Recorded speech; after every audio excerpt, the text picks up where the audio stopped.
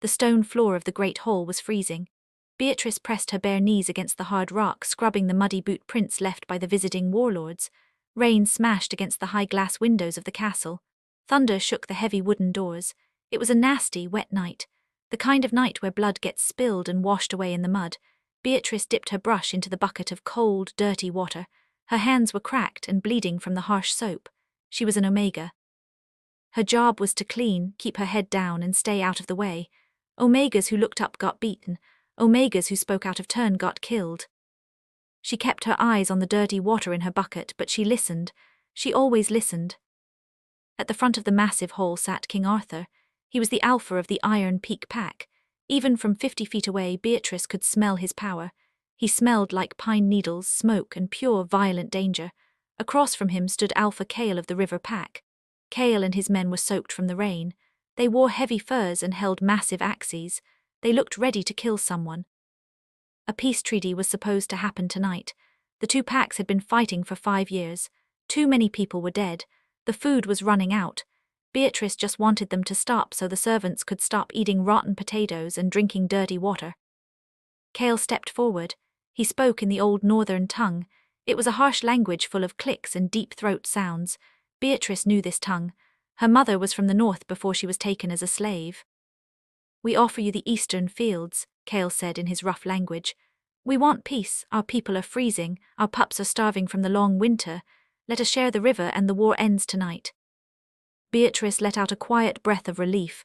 Peace, finally. But then Lord Silas stepped forward. Silas was King Arthur's royal translator. He was a skinny, slimy man who wore too much expensive jewelry. He bowed to King Arthur. "My king," Silas said loudly in the common tongue, "the River Pack Alpha says your father was a weak coward. He says you must give them the eastern fields and bow to him, or they will take the land by force and burn your castle to the fucking ground." Beatrice froze. Her hands stopped moving in the cold water. What the fuck? King Arthur's eyes flashed bright gold. A low, terrifying growl ripped out of his chest. He gripped the iron arms of his throne so hard the metal groaned and bent. He was going to rip Kale's throat out. If he did that, Kale's men would attack. The River Pack army waiting outside the gates would storm the castle. The guards would fight, but the servants would be slaughtered first. Beatrice would die right here on this cold floor. She wanted to live. She wanted to survive. If she stayed quiet, she was dead. If she spoke up, Arthur might cut her head off for interrupting. She dropped her brush. It hit the stone floor with a loud crack. Before we find out what Beatrice does next, please leave a like on this video. It really helps the algorithm push more warlord stories to people who love gritty werewolf romance. Also, let me know down in the comments, how would you rate this video so far on a scale of 1 to 10? And listen closely. If you don't hit that subscribe button for warlords right now, Beatrice is going to step out into that hole and get her damn head chopped off by King Arthur before she can even speak. Don't be the reason she dies in a pool of her own blood on a dirty stone floor. Hit subscribe, save our Omega, and let's get back to the story. The sound of the wooden brush hitting the stone echoed in the dead silent hall. Everyone stopped. Every single guard, every warlord, and King Arthur himself turned their heads to look into the shadows. Beatrice stood up. Her legs were shaking so hard she thought she might fall back down. Water dripped from her dirty brown dress. She stepped out of the shadows and into the dim light of the torches. "Wait," Beatrice yelled, her voice cracked. Her throat was dry. She swallowed hard and screamed it louder. "Your translator is lying." The hall went completely still. Even the thunder outside seemed to quiet down. Silas turned pale. His eyes went wide, then his face twisted with anger. "Kill this stupid Omega bitch," Silas yelled at the guards near the wall. "She interrupts the king, slay her." A heavy guard stepped forward and grabbed Beatrice by the back of her hair. "Fuck," Beatrice gasped as the pain shot through her scalp. She grabbed the guard's wrist, fighting to stay on her feet. "Listen to me, please, he's lying to you." King Arthur raised one massive hand. The guard froze. He didn't let go of Beatrice's hair, but he didn't pull his sword. Arthur slowly stood up from his broken iron throne. He was 7 feet of thick muscle, covered in black leather and steel armor. He stepped down the stone stairs. His heavy boots thudded against the floor. Thud, thud, thud. Each step sounded like a death sentence. He walked all the way across the hall until he was standing right in front of Beatrice. She had to tilt her head all the way back just to look at his face. He had a harsh jawline covered in dark stubble. A thick scar ran down the left side of his face. His golden eyes stared down at her like she was a bug he was about to crush. He smelled the fear pouring off her. "You are a servant," Arthur said. His voice was low, rough, and vibrated right in her bones. "An Omega, you smell like dirty water and cheap soap, and you dare to call my highest lord a liar." Beatrice didn't look away. She forced herself to stare right into his terrifying eyes. "I want to live, damn it," she said, her voice shaking but angry. "If you let Sealers start a war tonight, the river pack will kill us all. Cale didn't insult your dead father. He didn't say he would burn your castle." Sealers ran over. He was sweating heavily. "My king, she is crazy. She is a dumb Omega. She doesn't even know the northern tongue. She is making this shit up to get attention. Let me cut her tongue out." Arthur didn't even look at Sealers. He kept his golden eyes locked on Beatrice. "Tell Cale what Sealers just said, in his tongue, right now. If you stutter, if you lie, I will rip your head off your shoulders." Beatrice took a deep breath. She looked past Arthur to Alpha Cale, who looked totally confused about why the king was talking to a wet floor scrubber. Beatrice spoke in the harsh, clicking words of the north. "Alpha Cale, the translator Sealers just told King Arthur that you called his father a coward. He told the king that you demanded the eastern fields, or you will burn this castle to the ground." Cale's face turned bright red. The veins in his neck popped out. He let out a massive roar that shook the glass in the windows. He ripped his heavy iron axe from his belt. "I said no such thing," Cale screamed in his own language. His men drew their swords. Arthur's guards immediately drew their weapons. The sound of steel ringing filled the room. Men started shouting. The peace treaty was a second away from turning into a bloodbath. "Hold," Arthur roared. His alpha command hit the room like a physical punch. It was so strong that Beatrice fell to her knees. Her chest hurt. She couldn't breathe. The sheer power of his voice forced every wolf in the room to freeze in place. Arthur turned around. He reached out and grabbed Sealers by the throat. He lifted the skinny man right off the floor with one hand. "Is it true?" Arthur asked, his voice deadly quiet. Sealers kicked his legs in the air. He grabbed Arthur's massive arm, trying to pry the fingers loose. "No, no, my king, the bitch lies, she works for them." But Arthur closed his eyes and inhaled deeply. Sealers smelled like sour sweat, panic, and rotting guilt, the exact smell of a liar caught in his own trap. Arthur didn't say another word. He just squeezed his hand. A loud, sickening crack echoed through the great hall. Sealers stopped kicking. His arms fell to his sides. Arthur opened his hand and dropped the dead body on the floor like a piece of trash. Beatrice stared at the dead man. Holy shit. He just killed him, just like that. No trial, no questions. The man who had terrorized the servants for years was dead on the cold stones. Arthur didn't even wipe his hands. He turned back to Cale. He pointed a thick, scarred finger down at Beatrice. "She will translate now," Arthur said to the room. He looked down at Beatrice. "Get up." Beatrice pushed herself up off the floor. Her knees felt weak. Her dress was still dripping dirty water. She stood between the two most powerful, violent men in the country. "Tell him," Arthur said to Beatrice, "that I offer the eastern fields for grazing, but the river belongs to my pack, and if his men cross the river I will kill them myself. Tell him exactly like that." Beatrice turned to Cale. She spoke clearly in the northern tongue, making sure she got every single word right. Cale listened. The anger slowly left his face. He lowered his axe. Cale spoke back to her. "We accept, the river is yours, the fields are ours, the war is over." Beatrice turned to Arthur. "He accepts your terms, the war is over." Arthur stared at her for a long, quiet moment. He didn't look at her like she was a servant anymore. He looked at her like she was something he had just found buried in the dirt, something valuable, something dangerous. "Everyone out," Arthur commanded, "except for her." The guards quickly moved to push the river pack men toward the heavy wooden doors. Cale gave Beatrice a small nod of respect before he turned and walked out. The guards dragged Sealers' dead body away by the boots, leaving a trail of blood on the stones Beatrice had just scrubbed. The heavy doors slammed shut. Beatrice was left all alone in the massive hall with King Arthur. The fire in the hearth cracked loudly. The rain kept beating against the glass. Arthur walked slowly around her in a circle. He was inspecting her. He looked at her bare, bruised knees. He looked at her cracked, bleeding hands. He looked at the cheap, wet cloth of her dress. "What is your name?" he asked softly. Beatrice, she whispered. Speak up, damn it, he snapped. Beatrice, she said louder. She wrapped her arms around herself. It was freezing, but the heat coming off his large body was intense. You speak the northern tongue perfectly, Beatrice, Arthur said, stopping right in front of her again. You are smart. You figured out Silas was trying to start a war. He was probably getting paid by the southern lords to keep us fighting. Arthur leaned down closer to her face. She could feel his hot breath on her cheek. So tell me, Arthur whispered, his golden eyes burning into hers, why is a woman this smart washing my fucking floors? Beatrice swallowed hard. Her heart hammered in her chest. She had exposed herself. For 5 years she had pretended to be a stupid, useless Omega so no one would notice her, so the other servants wouldn't beat her out of jealousy, so the lords wouldn't use her for sick games.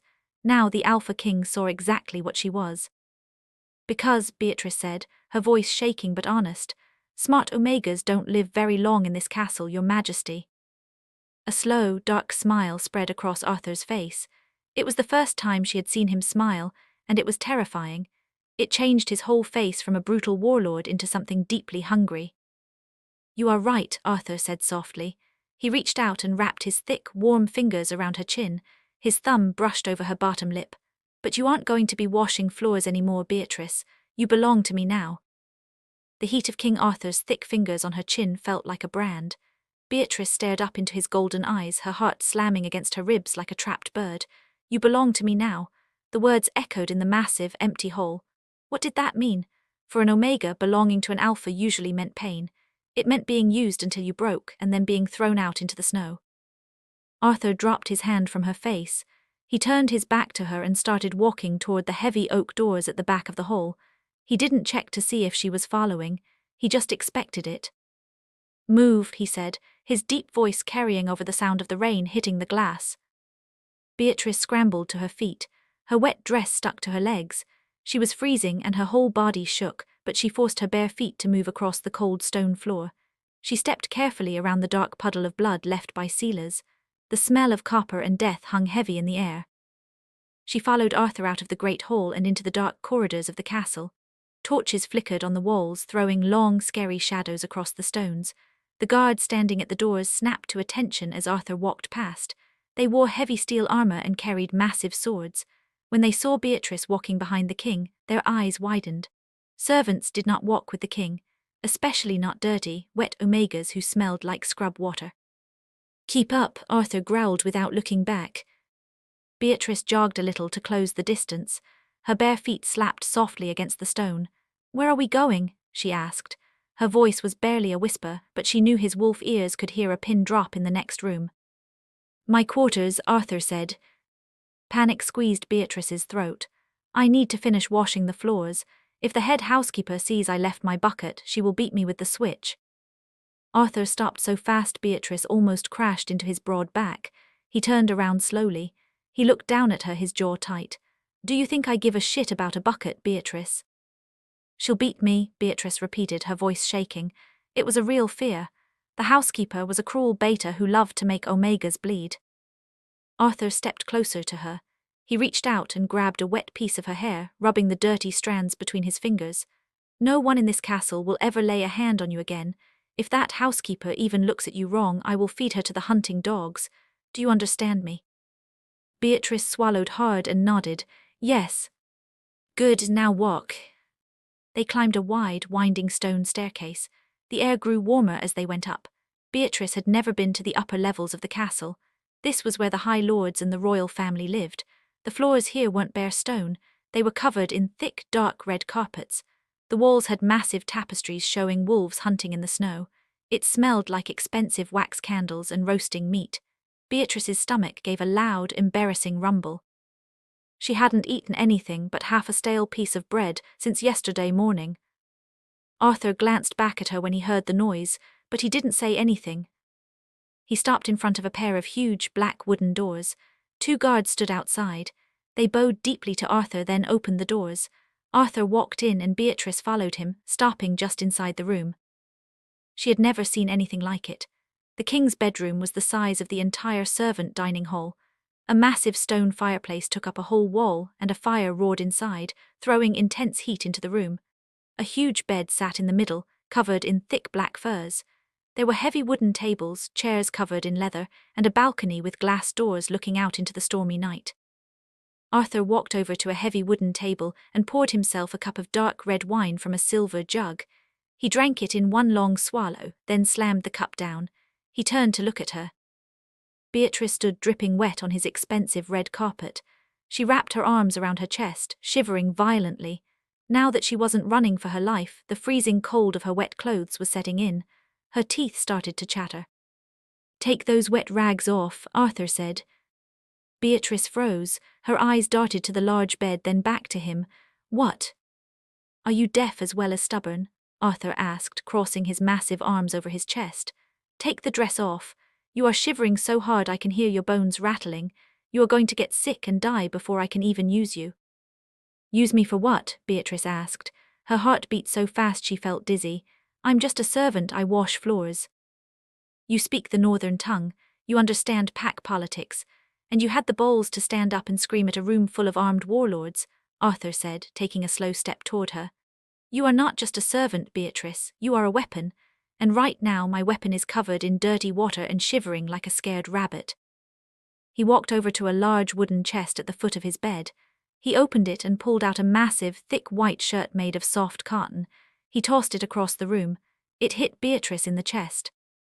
"Put that on, come sit by the fire," he commanded. Then he turned his back to her and walked over to the glass doors, staring out at the rain. Beatrice stood there for a long second. She looked at his broad back. He wasn't watching her. She looked at the soft, dry shirt in her hands. She was so cold her fingers were turning blue. She quickly reached around to her back and untied the wet strings of her servant dress. The heavy, cold fabric fell to the floor with a wet slap. She stood completely naked in the warm room for just a second before she scrambled into the white shirt. It was huge on her. The hem came all the way down to her knees and the sleeves hung past her hands. It smelled intensely of him, pine needles, smoke, and that dark, dangerous alpha scent. It made her stomach flip in a weird way. She rolled up the sleeves and walked slowly toward the fireplace. The heat coming off the roaring fire felt like heaven against her cold skin. She sank down onto the thick rug in front of the flames, pulling her knees up to her chest. Arthur turned away from the window. He walked over and sat in a large leather chair right next to the fire. He leaned forward, resting his elbows on his knees, and stared down at her. Beatrice kept her eyes on the fire. She didn't want to look at him. He was too big, too intense. "Look at me," Arthur said softly. She slowly turned her head. The firelight caught the harsh scar on the side of his face. "Who taught you the northern tongue?" he asked. "My mother," Beatrice said quietly. "Your mother was from the river Pack." "She was from the Ice Valley," Beatrice said. "Further north. She was taken during the border wars 20 years ago. They brought her here as a slave." Arthur's eyes narrowed. "And your father?" "I don't know who my father is," Beatrice said honestly. "My mother died when I was 10. I've been working in the kitchens and washing floors ever since." "Did she teach you how to read?" "Yes." "Can you write?" "Yes." Arthur let out a low breath. He reached out and suddenly grabbed her hand. Beatrice flinched, trying to pull away, but his grip was like iron. He didn't hurt her. He just turned her small hand over, running his rough thumb across her palm. Her skin was covered in thick calluses, red cracks from the harsh soap, and small burns from the kitchen fires. "You hid," Arthur said. He wasn't asking a question, he was stating a fact. "You hid how smart you were so you could survive." "If the Beta Lords know an Omega can read, they cut off our fingers," Beatrice said, her voice tight with old anger. "If we speak back, they cut out our tongues. You are the Alpha King. You make the laws. You know exactly what happens to Omegas who try to be more than dirt." She thought he would hit her for speaking to him like that. She braced herself for the back of his hand. Instead, Arthur just kept tracing the scars on her palm. "I did not make those laws, my father did, and Silas made sure they stayed in place. Silas controlled a lot of the Beta Lords. He told them what they wanted to hear." "You're the king," Beatrice argued. "You could have changed it." "A king is only as strong as the lords who follow him," Arthur said, his voice dropping low and dangerous. "If I push them too hard, they rebel. They poison my wine. They slit my throat while I sleep. I have fought 4 wars in 5 years just to keep this pack alive. I have enemies outside my walls, and I have enemies sitting at my own dinner table." He finally let go of her hand. Beatrice quickly pulled it back against her chest. Silas was stealing from me, Arthur said, staring into the fire. He was taking bribes from the southern lords to keep the war going with the river pack. I suspected it, but I had no proof. Tonight you gave me the proof. Beatrice stared at him. You knew he was going to lie. I guessed, Arthur said, turning his golden eyes back to her. But I do not speak the northern tongue. My father thought it was the language of animals. He forbade anyone from teaching it in the castle. I needed someone to translate, and you stepped out of the shadows and did exactly what I needed. Beatrice felt a cold chill run down her spine, even with the heat of the fire. I almost died, if Cale had attacked or if you hadn't believed me. But I did believe you, Arthur said. He leaned closer to her. He was so close she could see the tiny flecks of dark brown in his golden eyes. You saved this pack tonight, Beatrice. You saved thousands of lives. Then let me go, Beatrice said. The words slipped out before she could stop them. Give me some gold and let me leave the castle. Let me go find a quiet life somewhere else. Arthur's face went hard. The softness in his eyes vanished, replaced by the predator she had seen down in the great hall. No. Why not? I helped you. Because Silas is dead, Arthur said, his voice rising in power. And tomorrow morning the Beta Lords are going to demand to know why I killed my own translator. They are going to want a new one. They are going to want someone they can control. Arthur reached out and grabbed her chin again. This time his grip was a little firmer. He tilted her face up so she was forced to look directly at him. You are going to be my new royal translator, Arthur said. Beatrice gasped. Are you insane? I'm an Omega, a female Omega. The Lords will tear me apart. They will refuse to listen to me. They will listen, Arthur growled, his thumb pressing lightly against her bottom lip. Because you are going to stand by my side. You will go to every meeting. You will read every letter. You will tell me exactly what these lying snakes are saying behind my back. You are going to be my eyes and ears, Beatrice. They'll kill me, she whispered, tears finally burning the edges of her eyes. They hate me. I will personally slaughter any man who disrespects you, Arthur said. His voice was completely serious. There was a promise of extreme violence in his words. You belong to the king now. You are mine to protect, and mine to use. He let go of her chin and stood up. He towered over her, a massive wall of muscle and dark energy. Sleep by the fire tonight, Arthur commanded, walking toward his large bed. Tomorrow the real war starts, and you are going to be right in the middle of it. Beatrice sat frozen on the rug. She watched as Arthur pulled off his heavy armor and boots, his huge muscles shifting under his skin. She was trapped. She had tried to save her own life by speaking up, but instead she had just painted a massive target on her own back. The entire court was going to want her dead. She pulled her knees tight against her chest and stared into the flames, wondering if she would survive to see the end of the week. Morning came with a pale, cold light pushing through the glass doors. Beatrice opened her eyes, her neck cracked. She had slept curled into a tight ball on the thick rug. The massive fire had burned down to glowing red coals. Her body ached from the hard floor, but for the first time in her life she was completely warm. She slowly pushed herself up. The huge white cotton shirt slipped off her shoulder. She pulled it back up, her heart beating fast as the memories of last night rushed back into her brain. Silas was dead, the king had claimed her. She looked toward the massive bed. It was empty. The black furs were pushed aside. A splashing sound came from the corner of the room. Beatrice turned her head. King Arthur stood by a wooden table. He was completely naked from the waist up. He poured a silver jug of cold water over his head and let it wash down his thick neck and broad chest. Beatrice stared. She couldn't look away. His back was covered in thick silver scars. Bite marks, sword cuts, and burn lines crisscrossed over his dark skin. He looked like a man who had spent his entire life fighting to stay alive. Arthur grabbed a rough towel and rubbed his face. He tossed the towel on the table and turned around. He caught her staring. Beatrice quickly looked down at the rug, her face burning hot. Get up, Arthur said. His morning voice was even rougher and deeper than last night. The sun is up. We have a lot of shit to do. He walked over to a small table near the balcony. There was a silver tray sitting there with a loaf of dark brown bread, a block of yellow cheese, and a pile of sliced meat. Arthur grabbed a large piece of meat and ate it in 2 bites. He looked at Beatrice, who was still sitting on the floor. Her stomach let out a loud, embarrassing growl that echoed in the quiet room. Come here and eat, Arthur commanded. Beatrice didn't need to be told twice. She scrambled to her feet and walked over to the table. She reached out and grabbed a thick piece of the bread. It was soft and fresh. She hadn't eaten fresh bread since she was a little girl. She shoved it into her mouth, chewing fast. She grabbed a piece of cheese and ate that too. It tasted like heaven.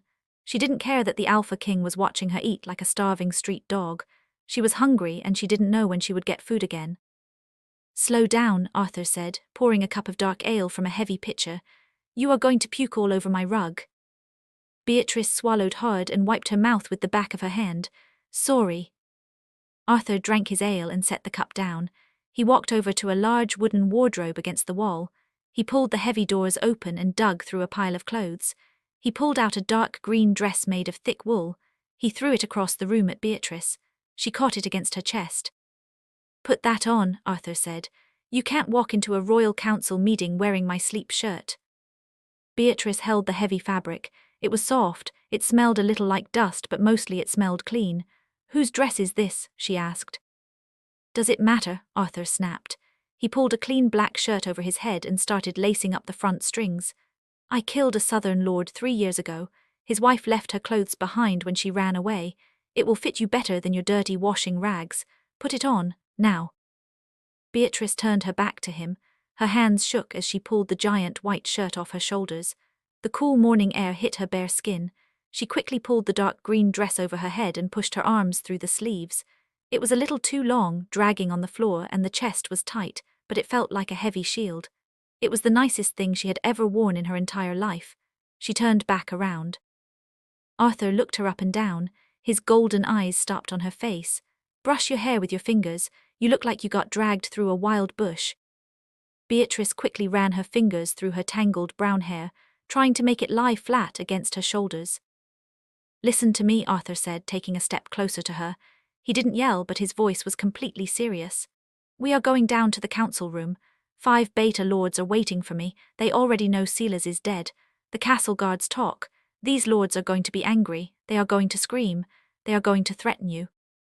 Beatrice felt the breakfast turn to a hard rock in her stomach. "They will kill me. Lord Marcus hates Omegas. Last month he broke a servant's arm just because she spilled hot water on his boots." "Marcus is a fat, lazy pig," Arthur growled. "He only hurts people who can't fight back. You are walking in there with the Alpha King. If Marcus tries to touch you, I will cut his fucking hands off. Do you understand me?"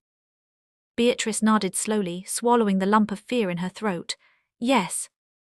"You do not look at the floor," Arthur commanded, stepping right up into her space. He reached out and tapped the bottom of her chin, pushing her head up so she had to look at him. "You look them right in the eye. If they ask you a question, you answer it loud and clear. If you act like a scared rabbit, they will smell your fear and they will never respect you. You are my translator now. Act like it." Arthur turned and walked out the heavy bedroom doors.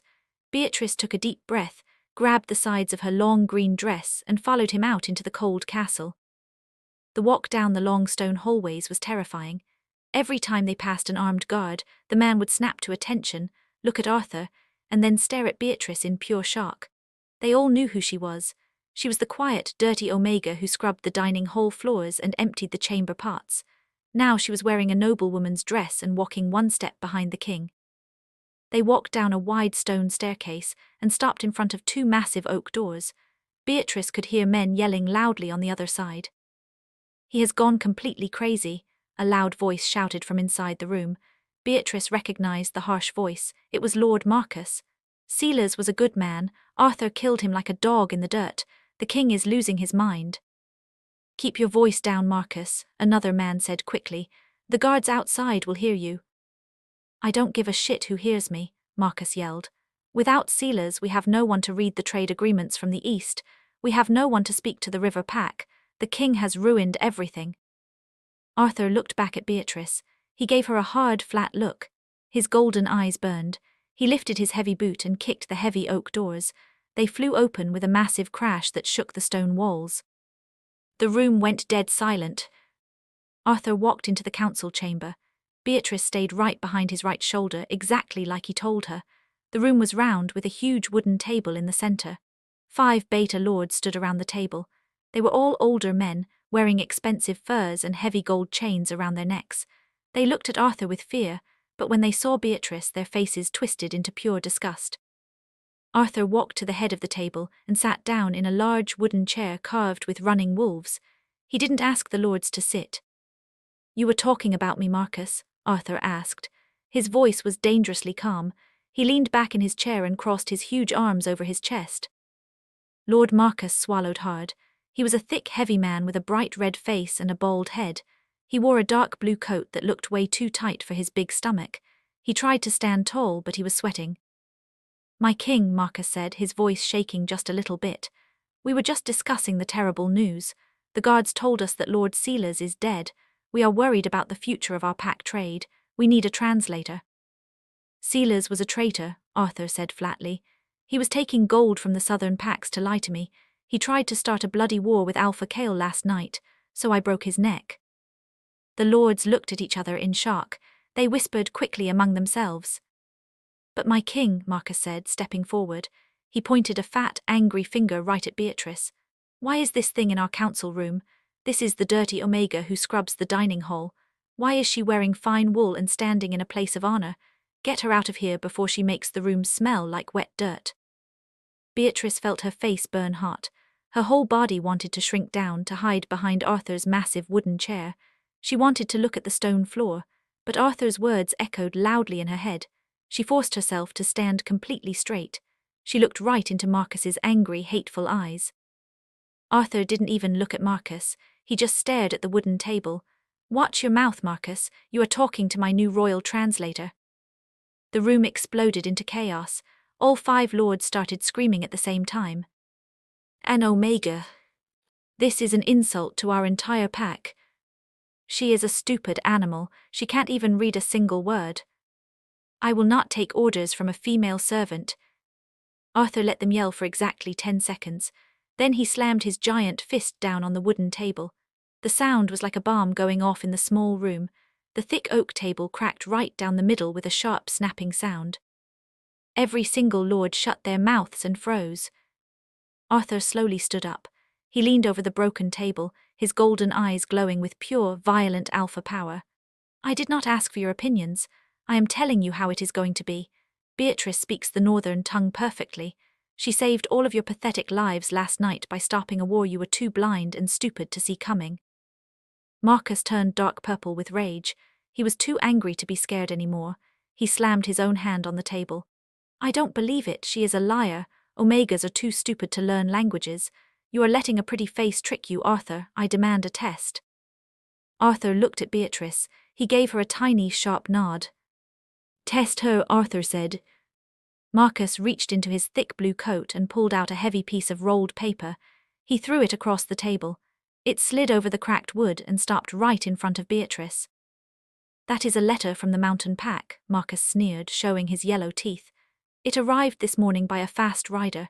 It is written in the old mountain script. Sealers was supposed to read it today. Read it, Omega. Read it out loud right now or get the fuck back to the kitchens where you belong." Beatrice looked down at the rolled paper. Her hands were sweating. She reached out and picked it up. She broke the red wax seal and unrolled the thick, heavy paper. She stared at the black ink. It was the old mountain script. It was a very hard language to read. The letters were sharp and jagged, but her mother had traded a piece of stolen jewelry to an old traveling monk to get a book in this exact language.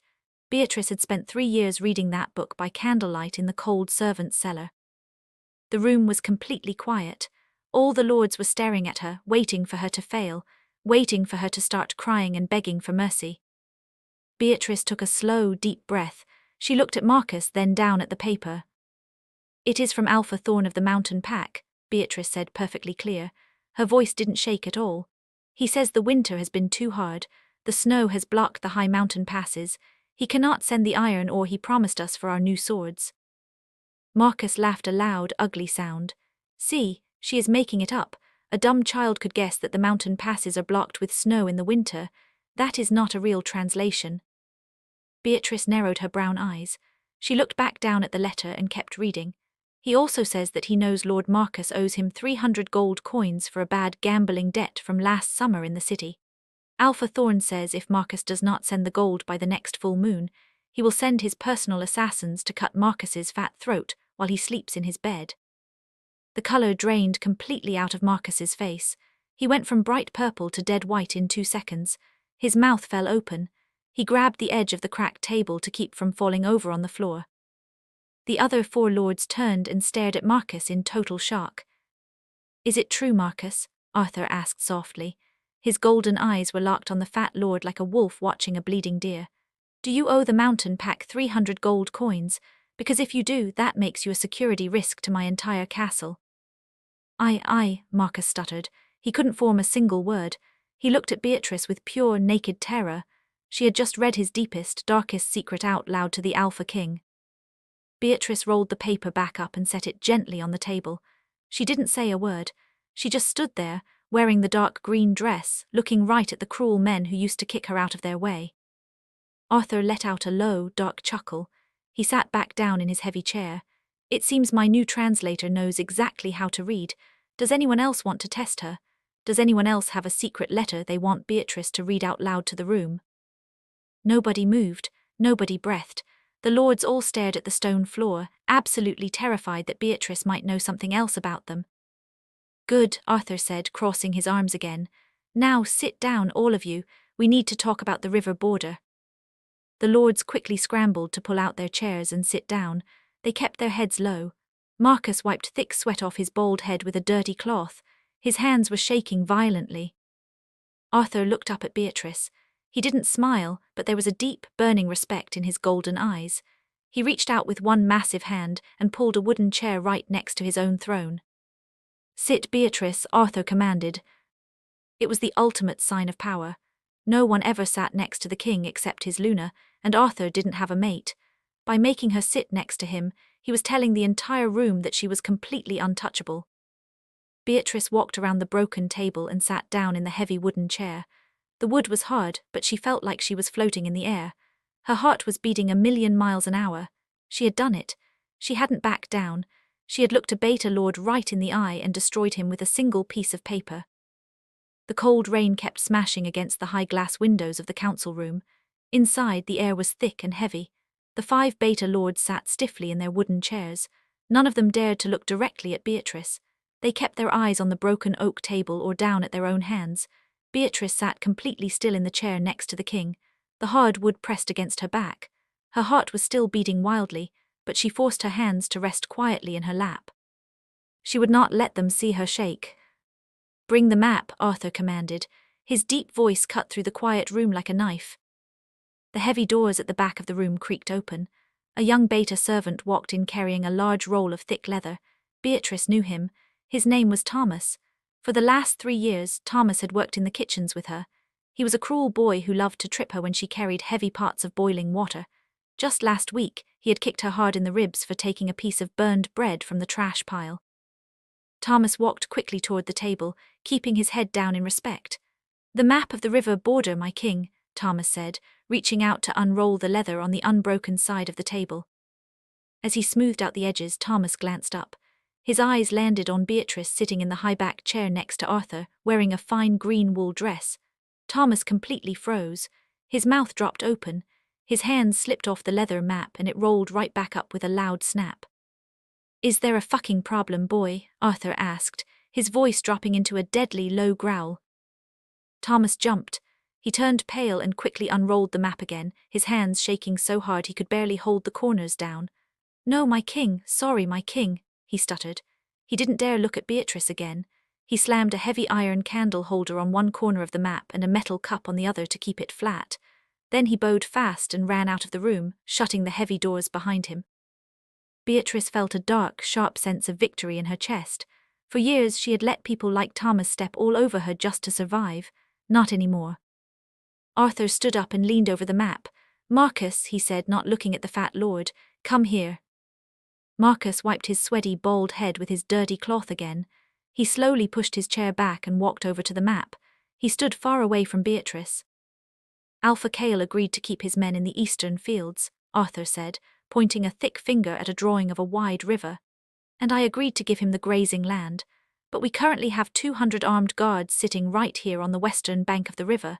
If Kale sees my men standing there with swords, he might think it is a trap." "You must leave the guards there, my king," Lord Vane said. Vane was a tall, skinny man with a sharp nose and cold grey eyes. He sat across the table, tapping his long fingers on the wood.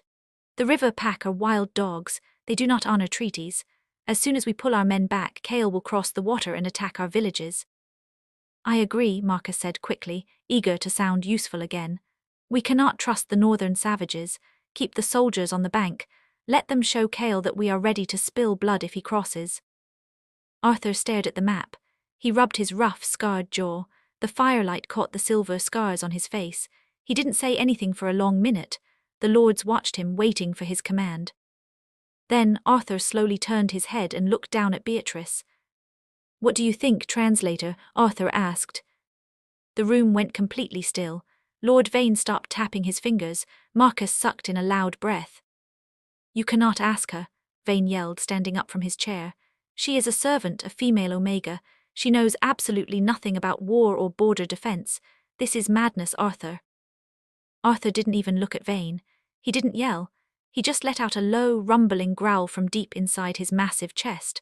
The sound vibrated through the floorboards and hit the lords like a physical weight. Vane choked on his own breath and slowly sat back down, his face pale.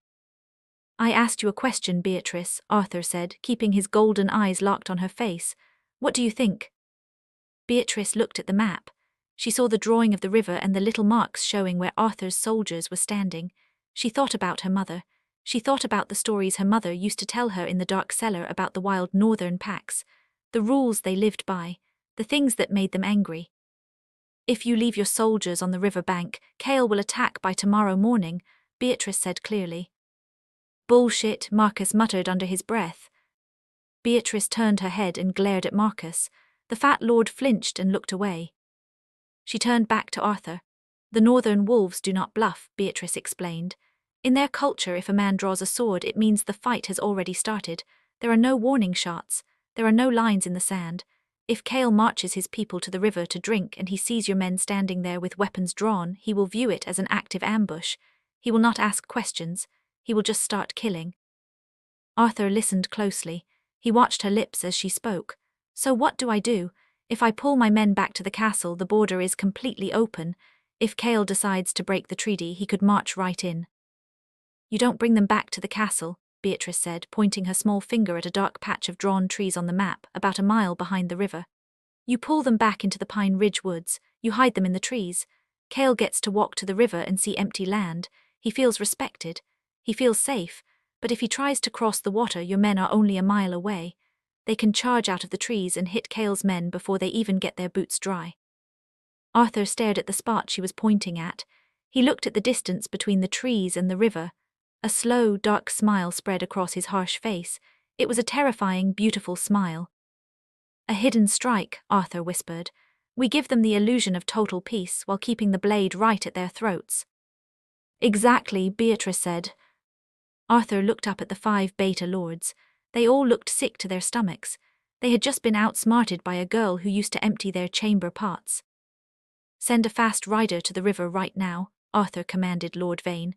"Tell the captain to pull all 200 men back into the Pine Ridge woods immediately. No fires, no loud noises. They stay hidden until I say otherwise." "Yes, my king," Vane said through gritted teeth. He hated taking the order, but he was too scared of Arthur to argue any more. "This meeting is over," Arthur said, waving his large hand at the door. "Get the fuck out of my sight. And Marcus." Marcus froze halfway to the door. "Yes, my king.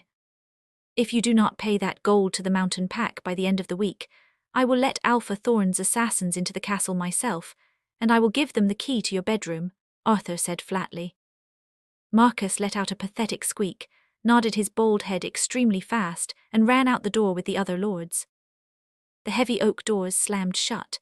Beatrice and Arthur were completely alone in the large, round room. The only sounds were the rain hitting the glass and the fire popping in the hearth. Beatrice let out a long, shaky breath. Her shoulders dropped. She felt like she had just run 10 miles. She leaned back in the hard wooden chair and rubbed her tired eyes. "You did good," Arthur said softly. Beatrice opened her eyes. Arthur was standing right next to her chair. He was so close she could smell the dark pine and smoke sent rolling off his skin. He reached down and rested his massive hand on the back of her chair. "They hate me," Beatrice said. Her voice sounded small in the empty room. "They are going to try to kill me."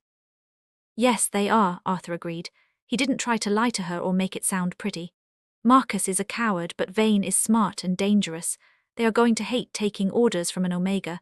They are going to hate that you sit next to me. They will try to poison your food. They will try to catch you alone in the dark hallways. Beatrice looked up at him, her chest tightened with fresh panic. Then why did you put me in this chair? Why didn't you just let me translate the letter and then go hide? Because you belong in this chair, Arthur said, his voice dropping low and rough. He leaned down, placing his other hand on the arm of her chair, trapping her against the wood. His face was only inches from hers. You have a better mind for war than any of those old fools. You survived this long because you are smart, Beatrice, but you cannot hide any more. If you hide, you die like a servant. If you fight, you live like a queen. He reached to his heavy leather belt. He pulled out a small, curved dagger.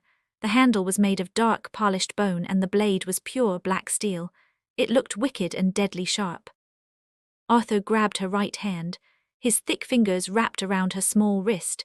He pressed the handle of the dagger into her palm and forced her fingers to wrap tightly around it. "This is a skinning blade," Arthur whispered, keeping his hand over hers. "It is sharp enough to cut through solid bone. You keep this hidden in the folds of your dress. You take it everywhere. You take it to the kitchens. You take it to the bath. You sleep with it under your pillow." Beatrice stared at the dark blade in her hand. It felt heavy. It felt real. "If anyone tries to grab you in the dark," Arthur said, his golden eyes burning deeply into hers, "you do not scream for help. You do not wait for the guards. You take this blade and you push it right up under their chin, straight into their brain. Do you understand me?" Beatrice swallowed hard. She had never hurt anyone in her life. She was an Omega. She was supposed to be soft and submissive. But looking into Arthur's eyes, she felt a strange, hot fire waking up inside her stomach. She was tired of being scared. She was tired of being kicked. "I understand," Beatrice whispered. Arthur smiled. It wasn't the scary, hungry smile from before. It was a small, proud smile. He let go of her hand and stood up straight. "Come on," Arthur said, turning toward the door. "You need to move your things out of the servant cellars." Beatrice quickly stood up, hiding the dagger in the deep pocket of her green dress. "Where am I moving?" she asked, following him across the room. Arthur opened the heavy oak doors and looked back at her over his broad shoulder. "You are moving into my chambers, Beatrice. If they want to kill my new translator, they will have to come through my bedroom door to do it." The walk down to the servant cellars felt like stepping into a different world. The higher levels of the castle were warm, filled with thick red carpets and the smell of roasting meat. But as Beatrice walked down the spiral stone stairs, the air turned freezing cold. The walls dripped with dirty water. The smell of rotting cabbage, wet dogs, and unwashed bodies hit her nose hard. This was where she had lived for the last 10 years, a dark hole under the earth where the Omegas were kept out of sight. She pushed open the heavy wooden door to the sleeping room. It was a long, narrow stone room with no windows. 20 dirty mattresses made of thin hay were stuffed onto the floor. Several Omegas were sitting on their beds, sewing torn shirts or rubbing their sore feet. When Beatrice walked in wearing the fine green wool dress, every single one of them stopped what they were doing and stared. Beatrice ignored them. She kept her head high, just like King Arthur had told her, and walked to her corner of the room. Her bed was nothing but a thin pile of yellow hay and a torn grey blanket that smelled like mildew. She got down on her knees and reached under the hay. She pulled out a small piece of wrapped cloth. Inside was a wooden comb. Her mother had carved it for her out of a pine branch before she died. That was it. That was the only thing in the entire world that Beatrice owned. She tucked the wooden comb into the deep pocket of her green dress and stood up. "Where the fuck do you think you are going?" a harsh, nasty voice asked. Beatrice turned around. Standing in the middle of the doorway was Martha, the head housekeeper. Martha was a beta, a large, heavy woman with thick arms and a face that always looked angry. She carried a thin wooden switch in her hand. It was the same switch she used to beat the Omegas when they didn't scrub the pots fast enough. "I am leaving," Beatrice said. Her voice was quiet, but it didn't shake. Martha let out a loud, ugly laugh. She slapped the wooden switch against her own leg. "You aren't going anywhere, you dirty little rat. I heard the stupid rumors from the kitchen boys. They said you put on a stolen dress and tricked the Alpha King. They said you read a letter. I know that's a damn lie. You are too stupid to read." "Move out of my way, Martha," Beatrice said, taking a step forward. Martha's face turned red. She raised the wooden switch high in the air. "I am going to beat the skin right off your back, Omega. Then I am going to strip that fine dress off your bleeding body and sell it in the village. Get on your knees right now." A week ago, Beatrice would have dropped to her knees. She would have curled into a ball, covered her head, and taken the beating just to survive. But a week ago, she didn't have the backing of the most dangerous man in the kingdom, and she didn't have a weapon. Martha swung the wooden switch hard. It whipped through the air, aiming right for Beatrice's face. Beatrice didn't block it. She ducked under the swing. She stepped inside Martha's guard, right up against the heavy woman's chest. In one fast, smooth motion, Beatrice reached into her pocket, pulled out the bone-handled dagger King Arthur had given her, and jammed it hard up under Martha's fat chin. Martha froze. The wooden switch dropped from her hand and clattered on the stone floor. Beatrice pressed the black steel blade deeper. The tip pierced Martha's skin. A single drop of dark red blood ran down the blade and dripped onto Beatrice's hand. "Listen to me, you old bitch," Beatrice whispered, staring right into Martha's terrified eyes. "I am the king's royal translator now. If you ever speak to me again, if you ever even look at me in the hallway, I will push this blade straight through your jaw and into your brain. Do you understand me?" Martha couldn't speak. Her eyes were wide with pure shock. She gave a tiny, jerky nod. "Good," Beatrice said. She slowly pulled the dagger away and hid it back in her pocket. "Now get the fuck out of my way." Martha stumbled backward, pressing her hand against her bleeding chin. She pressed her back against the wet stone wall, giving Beatrice plenty of room to walk past.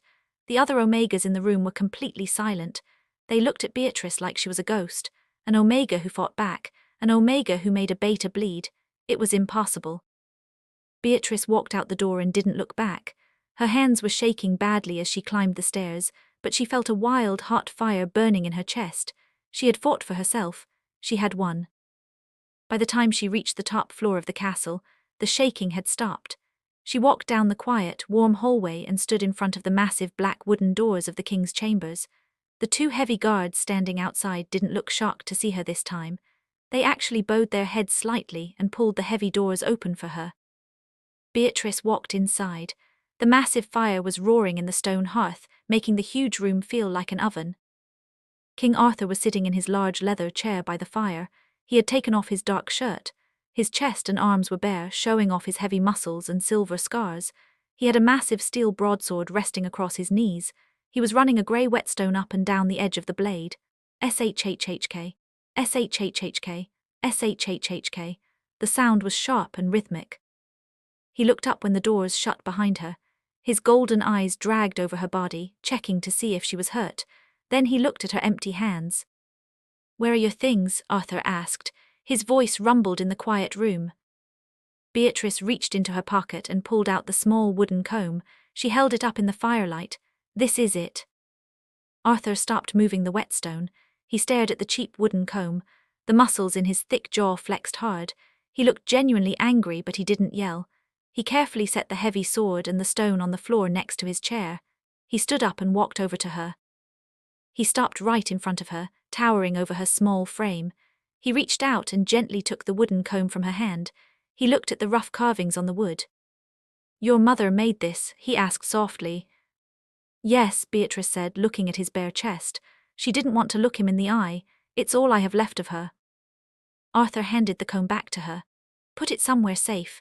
Tomorrow I will have the royal tailor come to this room. He will measure you. You are going to get 5 new dresses made of the best wool and silk we have. You will get winter furs.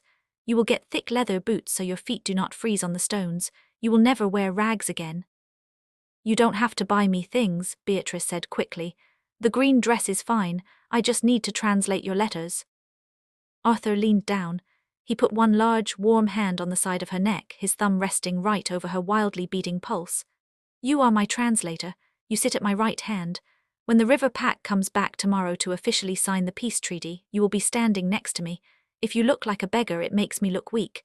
You will take the dresses, Beatrice. Do not argue with me." His touch sent a weird shiver straight down to her toes. He wasn't hurting her, but the sheer power rolling off his body made her feel small and trapped. She swallowed hard and nodded. "Okay." "Did anyone give you trouble down in the cellars?" he asked, his golden eyes narrowing. "Did you have to use the blade?" Beatrice thought about lying, but she remembered how easily Arthur could smell a lie. "Martha," she said quietly, "the head housekeeper. She tried to hit me with her wooden switch." A low, violent growl ripped out of Arthur's chest. He dropped his hand from her neck and turned toward the door. I will tear her fucking head off. No, Beatrice grabbed his thick arm. It felt like grabbing a solid tree branch. Stop, please. Arthur looked down at her small hand gripping his arm, then back up to her face. She raised a hand to you. She dies. She didn't hit me, Beatrice said quickly. I pulled the dagger, I put it to her throat, I made her bleed. Arthur went perfectly still. The anger slowly washed out of his face, replaced by a deep, dark shock. Then the corners of his mouth twitched up into a slow, proud smile. You cut her. Just a little bit, Beatrice admitted, her face turning hot. I told her if she ever looked at me again I would push the blade into her brain, exactly like you told me to. Arthur let out a loud, booming laugh. It echoed off the stone walls. It was the first time she had ever heard him laugh, and it completely changed his face. He looked younger, less burdened by the crown. He reached out and tapped the end of her nose with his finger. Good girl, Arthur praised her. The words made her stomach flip completely upside down. Martha will spread the story to the rest of the servants. By tomorrow morning, everyone in the castle will know you are not a weak Omega anymore. They will be terrified of you. A knock sounded on the heavy doors. Enter, Arthur commanded, his face turning hard and serious again. 2 young servants walked in, carrying large silver trays covered in heavy metal lids. They kept their eyes glued to the floor. They set the trays down on the heavy wooden table near the balcony, bowed quickly, and practically ran out of the room, shutting the doors behind them. Come eat, Arthur said, walking over to the table. Beatrice followed him. When Arthur pulled the silver lids off the trays, her mouth instantly filled with water. There was an entire roasted chicken sitting in a pool of hot grease, seasoned with black pepper and garlic. Next to it was a massive bowl of roasted potatoes and carrots, and a fresh loaf of white bread. There was also a silver jug of dark red wine. Arthur sat down in one of the heavy leather chairs. He grabbed a small knife, cut a huge piece of chicken breast and dropped it onto a silver plate. He pushed the plate across the table toward Beatrice. Then he poured her a cup of wine. Beatrice sat down. She didn't wait. She grabbed the piece of hot chicken with her bare hands and took a huge bite. The hot grease ran down her chin. It was the most amazing thing she had ever tasted. She shoved a piece of soft white bread into her mouth right after it. She ate fast, terrified that someone was going to walk in and take the plate away from her. Arthur didn't eat. He just sat back in his chair, drinking his wine, watching her devour the food. Slow down, he said quietly. Nobody is going to steal it from you. There is plenty. Beatrice stopped chewing for a second. She wiped her greasy chin with the back of her hand. Sorry, I haven't eaten a full meal in a very long time.